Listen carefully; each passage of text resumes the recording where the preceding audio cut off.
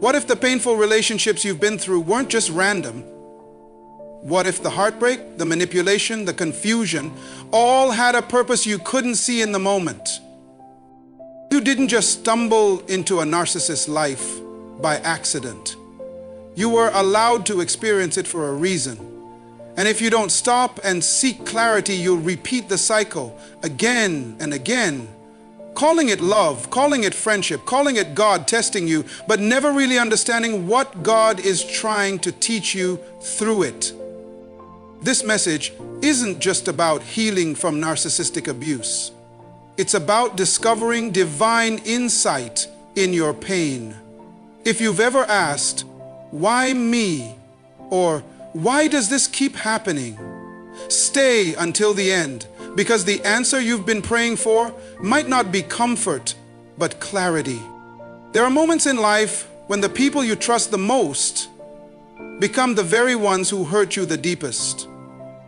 Narcissistic relationships aren't just emotionally exhausting. They are spiritual assignments meant to teach you something critical about your identity, your boundaries, and your value. Sometimes God allows you to encounter certain personalities not to destroy you, but to expose what's still broken inside you. Your need for approval, your fear of rejection, your habit of overgiving. You're not being punished, you're being refined. A narcissistic person thrives on control, confusion, and charm. They come as light but drain your soul like darkness. The reason it hurts so much is because you gave from a pure place and it wasn't received with honor. But that doesn't mean your love was wasted. It means your discernment is being sharpened. You're not called to be everyone's savior. You're called to walk in purpose. And purpose cannot flow freely where manipulation thrives. God doesn't want you to remain in cycles that dim your light. He wants you to break free, grow strong, and walk boldly in truth. Every toxic relationship is an invitation to grow in wisdom, to stop blaming yourself, to stop doubting your gut, to stop justifying someone else's behavior as just how they are. You were made for peace, not confusion. Love, not emotional warfare. Truth, not gaslighting. So why did God allow it? Because your future needed a stronger version of you, one who is no longer naive, no longer chasing validation, no longer accepting crumbs. He allowed it so you would learn how to protect your purpose, guard your heart, and choose people by discernment, not desperation. Healing doesn't mean revenge. It means recognizing the lesson, releasing the pain, and never again lowering your standards for someone who cannot meet them. You are not here to fix broken people who refuse to change. You're here to walk in the fullness of who you were created to be. Some people enter your life not as blessings, but as revelations. Their presence is uncomfortable, sometimes even damaging, but their purpose is transformational. The narcissist you encountered wasn't a random detour. It was part of a divine setup designed to wake you up, stretch you, and prepare you for something greater. It may not feel spiritual because it was painful. It may not feel purposeful because it left scars, but it served a role in your becoming that comfort never could. When you met that person, you may have thought it was love, friendship, or even destiny. You gave from a genuine place, poured out energy, time, loyalty, and heart. And in return, you were manipulated, dismissed, or devalued. At first, it felt like betrayal, and it was. But deeper than that, it was a mirror. A mirror showing you parts of yourself that were unhealed, places where you still sought approval, where you lacked boundaries, where you ignored your inner voice for the sake of connection. God doesn't always teach us through peaceful lessons. Sometimes the greatest revelations come through the deepest heartbreaks, Not because he enjoys your pain, but because he knows your potential. The person who entered your life and drained your spirit was a tool, not a punishment. That experience wasn't meant to define you, but to refine you. It was allowed so that you could finally confront what you've been avoiding: your worth, your voice, your strength. If you hadn't met them, you might still be lowering your standards. You might still be calling chaos normal. You might still be settling for attention instead of waiting for real love. That narcissistic relationship was like a divine alarm clock. It forced you to wake up, to question, to examine your patterns, to understand what love is. Nothing in your life is wasted, not even the pain, especially not the pain. The wounds may still be healing, but your spirit is already wiser. The lesson wasn't just about them, it was about you. About trusting your intuition, about learning that love without respect is manipulation, about realizing that you deserve consistency, honesty, and peace, not confusion dressed in charm. You didn't attract a narcissist because you were weak. You attracted that experience because it was time for you to grow. And now, you're not who you were. You see clearer. You speak firmer. You choose differently. What came to shake you actually shaped you. So instead of asking, why did this happen to me? Ask, what did this reveal about me?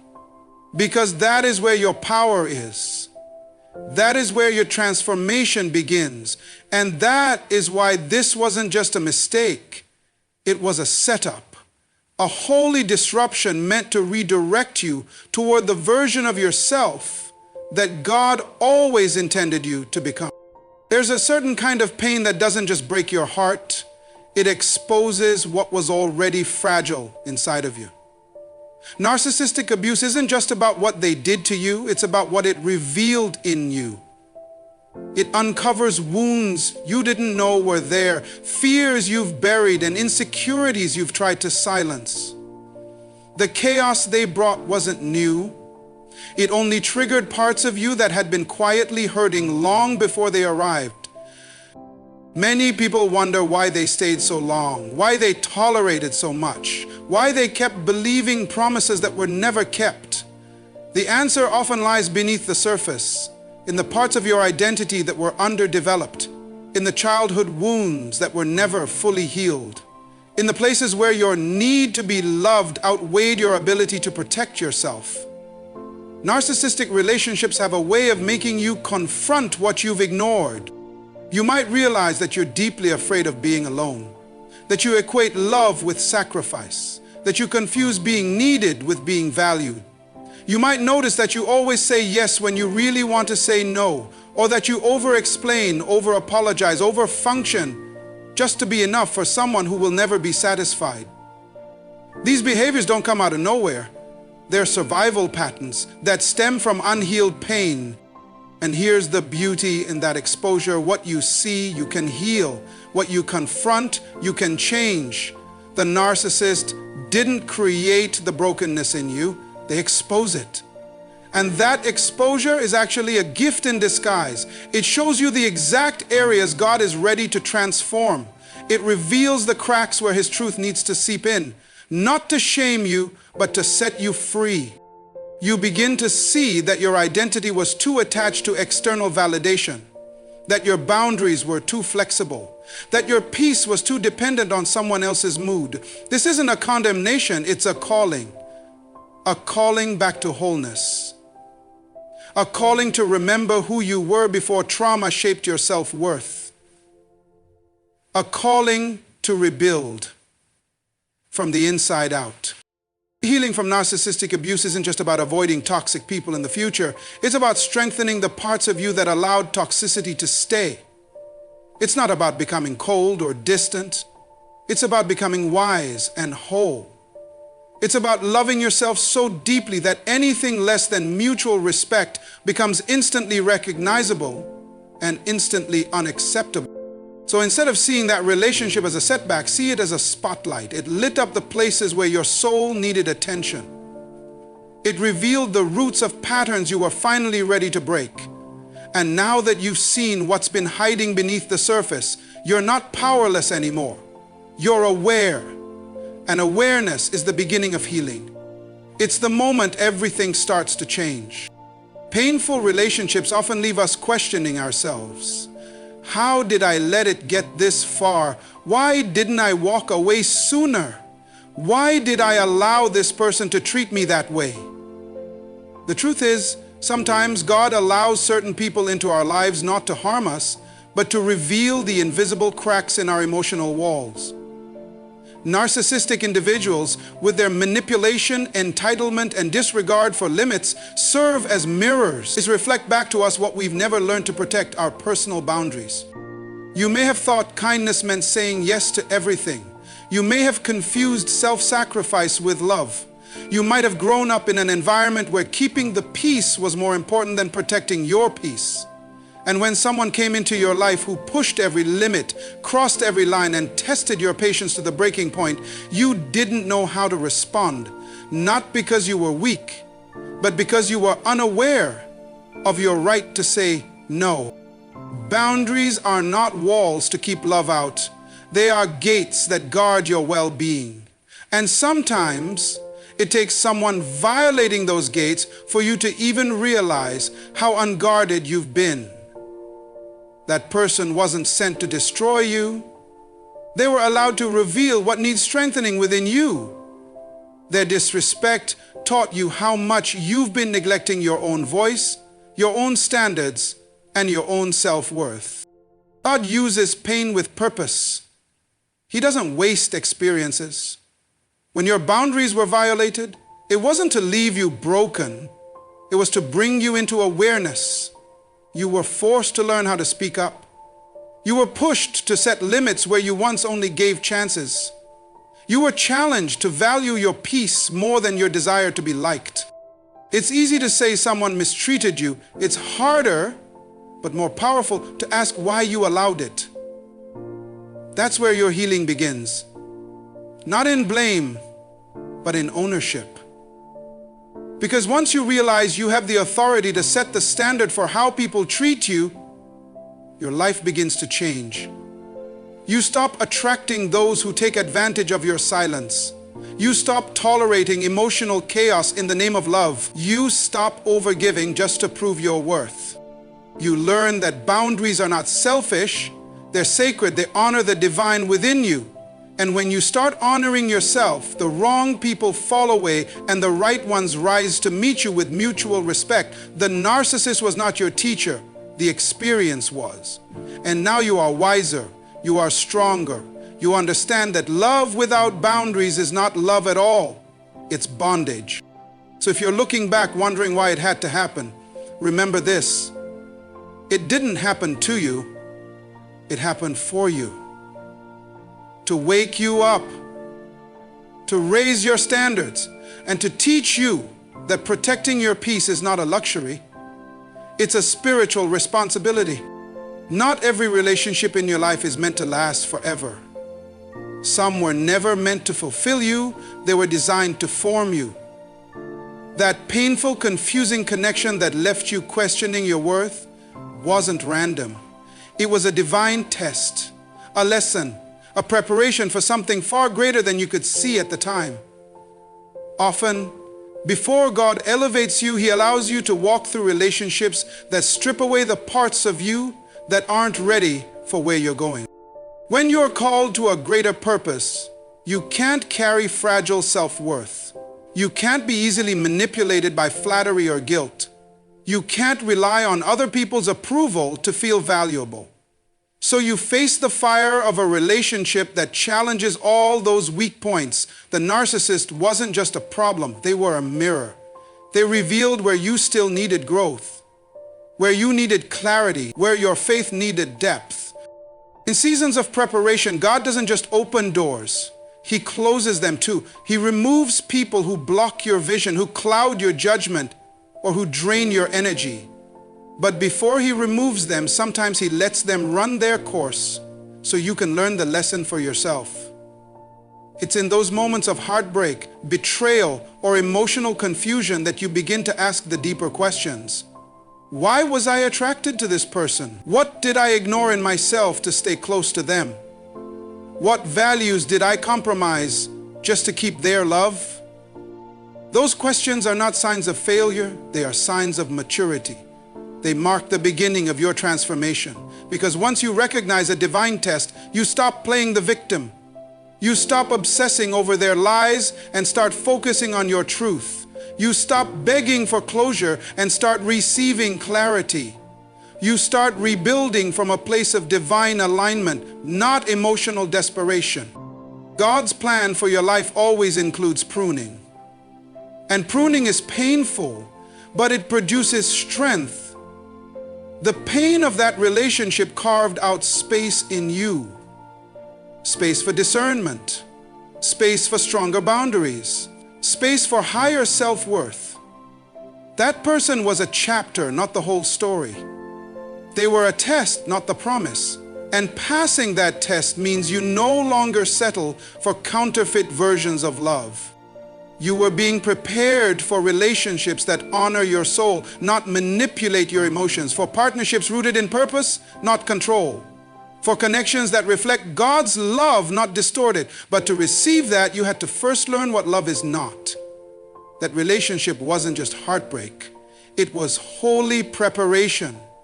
And now you're stronger, wiser, and ready for what's next, not because you avoided the storm, but because you endured it and found yourself in the process. One of the deepest emotional traps we fall into is seeking validation from those who are incapable of giving it. And often it takes a painful relationship with a narcissistic person to finally wake us up to that truth. You may have bent over backward trying to earn approval. You may have stayed longer than you should have, hoping that if you just loved them enough, sacrificed enough, or proved yourself enough, they would finally see your worth. But they didn't. And that disappointment didn't mean you weren't valuable. It meant you were trying to harvest fruit from a barren tree. Narcissistic individuals are masters at withholding validation. They give just enough attention to keep you attached, but never enough to make you feel secure. They exploit your need for affirmation. They know how to dangle approval like a carrot, always just out of reach. And every time you chase it, you lose more of yourself. But here's the truth.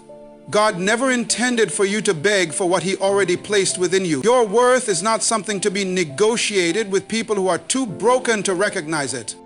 Sometimes, God allows these emotionally draining relationships to expose the holes in your self-worth. Not to shame you, but to heal you. He wants you to see how often you've tied your value to how others treat you. He wants you to confront the part of yourself that still believes love must be earned rather than received freely. Narcissistic relationships become painful teachers in that process, because the longer you seek validation from someone incapable of love, the more you realize you've been disconnected from your source of identity. That source is not people. It is not their praise, their attention, or their acceptance. It is God. And when you finally stop looking horizontally for what only He can give vertically, everything begins to shift. You stop tolerating emotional crumbs.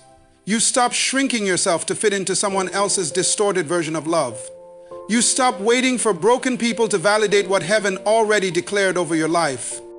Freedom begins when you release the lie that someone else has to choose you in order for you to feel chosen. You are already chosen. You are already loved. You are already called. And sometimes it takes the absence of affirmation from a narcissist to push you into the presence of God, where your identity is no longer based on performance, but on purpose. So yes, that relationship hurt, but it also exposed what needed to be healed. It forced you to confront the unhealthy patterns of needing to be needed. It made you realize that your worth cannot be found in the eyes of those who only love themselves. And now you're no longer seeking validation, you're standing in it. You're walking in it. Because you finally understand that being seen by God is worth far more than being approved by the wrong people. When you've been entangled in a narcissistic relationship, it does more than just hurt. It distorts your view of yourself. It leaves emotional fingerprints on your identity, convincing you that you are unworthy, invisible, or only valuable when you're serving someone else's ego. Over time, you begin to disconnect from who you truly are. You shrink, silence your voice, question your instincts, and confuse love with control or survival. But the pain, as deep as it is, holds a hidden invitation to come back home to your divine identity. Healing is the process of reclaiming what the relationship tried to erase. It's not just about moving on from the narcissist. It's about restoring the truth about who you were before the manipulation, before the gaslighting, before the emotional games. When you start that healing journey, you begin to untangle your worth from their approval. You begin to hear your own voice again. And more importantly, God's voice reminding you that you were never meant to live in confusion, fear, or emotional dependency. God never created you to be someone's emotional prisoner. You were created in His image not to be controlled, but to live in clarity, purpose, and peace. And so, part of healing is realigning yourself with heaven's view of you. That means rejecting the lies that were spoken over you in the relationship, the lies that said you were too much, not enough, unlovable, or replaceable. Healing helps you see that none of those things were true. They were projections of a person who never saw themselves clearly, let alone you. The beauty of this process is that as you detach from the person who broke you, you reattach to the one who made you. You begin to walk differently, think differently, love differently. Not from a place of desperation, but from a place of wholeness. That's when confidence returns. That's when your spirit becomes steady. That's when you stop chasing people and start walking in purpose. Healing reconnects you with your calling. It wakes you up to the fact that your life has meaning beyond that painful chapter. You were never meant to stay stuck in someone else's dysfunction. You were meant to rise, reflect, and lead others out of the same darkness you once endured. The pain gave you depth. The healing gave you direction. And through it all, God never left. Even in your lowest moments, when your identity felt shattered and your worth seemed invisible, He was there, whispering truth, extending grace, waiting for you to return to who He created you to be. So as you heal, let that truth anchor you. This was never just about what happened to you. It's about what is being restored in you. And the person you're becoming on the other side is stronger, clearer, and more aligned with your divine identity than ever before. Painful relationships, especially those with narcissistic individuals, often feel like trials designed to break you. The constant manipulation, emotional exhaustion, and betrayal chip away at your peace and leave you questioning your faith and purpose. But beyond the surface, these difficult experiences are not random misfortunes. They are part of a divine process meant to refine your character and deepen your trust in God. Just as precious metals are purified through fire, your soul is being strengthened and purified through the heat of relational pain. When you face someone who twists your reality, demands unreasonable control, or undermines your self-worth, you are forced to confront your own inner weaknesses. These moments expose areas where you may still rely too heavily on people for your identity, or allow fear to dictate your decisions. They highlight where you need to develop resilience, boundaries, and courage. It's a refining fire, sometimes painful, but ultimately purifying. Through this process, God is shaping you into someone who can stand strong in adversity, who can love without losing themselves, and who can walk boldly in their purpose without being shaken. More than that, these trials deepen your faith. When you are pushed to the edge, you have a choice: to despair or to lean into God's promises. Painful relationships often drive us to our knees, where we discover that our strength is not in human approval, but in divine assurance. They teach us to pray for wisdom, to seek peace beyond understanding, and to trust that God is working even when circumstances seem bleak. This kind of faith is not theoretical. It is forged in the crucible of real suffering and real healing. The faith developed through these experiences is not passive. It equips you to become a beacon for others who are still trapped in toxic relationships or struggling with self-doubt.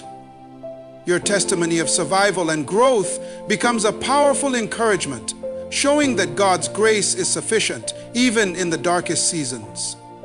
The character built through pain becomes a foundation on which you can build a life marked by integrity, compassion, and courage. It's important to remember that refinement takes time. It doesn't happen overnight, and it often feels uncomfortable. But every challenge is a stepping stone toward maturity. God isn't just interested in delivering you from pain. He is interested in using that pain to reveal the strength and beauty He has placed within you. He is molding your heart, sharpening your spirit, and preparing you for greater responsibilities and blessing. So while the scars from narcissistic relationships may linger, they serve as reminders of God's refining work in your life. They testify that you survived, that you grew, and that your faith was strengthened. Through these experiences, you become more than a survivor.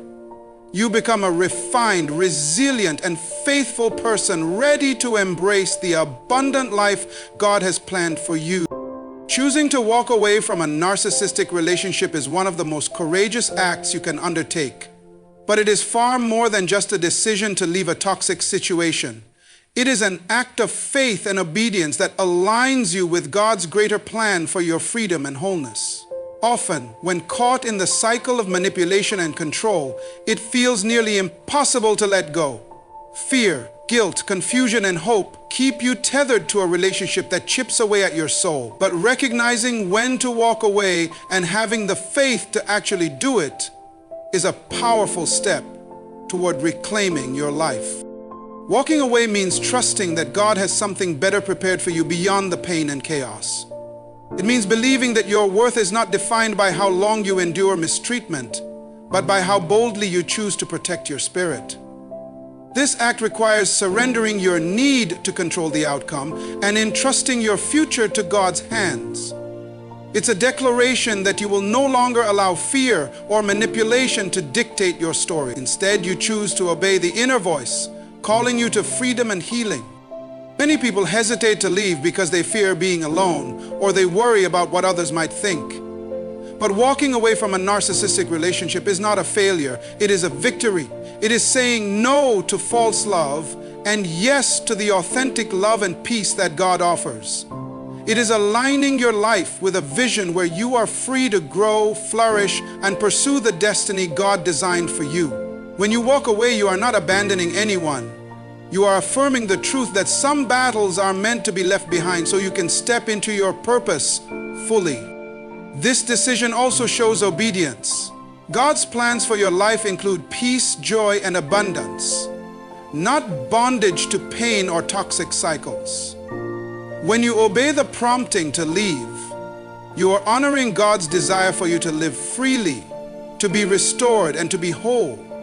You are partnering with Him to break chains and rewrite your story. Walking away is an act of faith because you might not yet see the full picture, but you trust that God is leading you into something greater than what you are leaving behind. It's important to know that walking away doesn't mean the healing journey ends.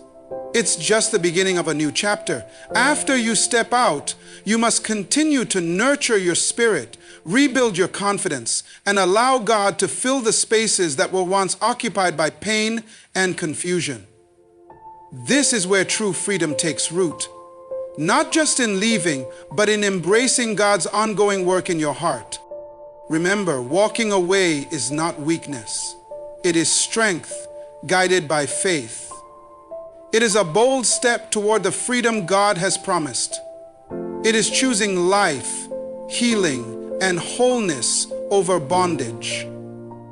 When you walk away from narcissistic pain in obedience to God's plan, you open the door to a future filled with hope, purpose, and peace that no toxic relationship could ever take away. You faced it so you could grow through it. You survived it so you could help someone else rise.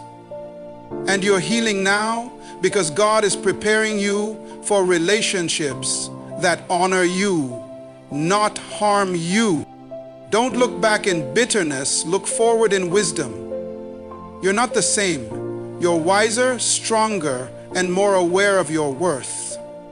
That was never just a relationship, it was a revelation. And now that you see clearly, walk boldly. The right people won't drain your soul, they'll water it.